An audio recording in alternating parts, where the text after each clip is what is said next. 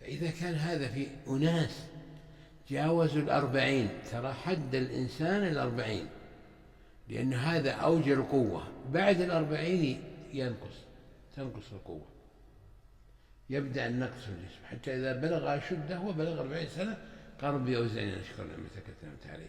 وهذا الدعاء احفظوه والتزموا به، إن الإنسان يوميا يكرره. والله يا إخواني إن الإنسان يحتاج أن يقوله بعد كل صلاة أو في دبر كل صلاة قبل التسليم: ربي أوزعني أن أشكر نعمتك التي أنعمت علي وعلى والدي وأنا بصالح ترضاه.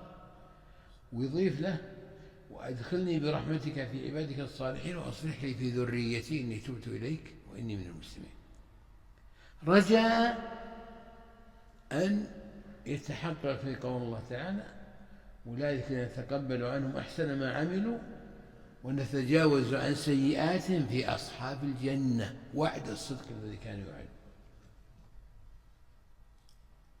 لأن الدعاء في آخر الصلاة مستجاب.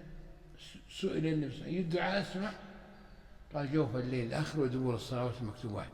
قال العلماء رحمه الله: إن الدعاء دبر الصلوات معناه أنه قبل التسليم، وهكذا في السجود،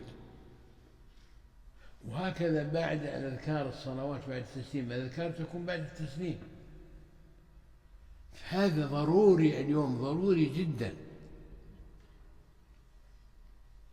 لأن الأمور خطيرة. الخسران خسران الدين، وهذا خسران الدنيا والآخرة والعياذ بالله.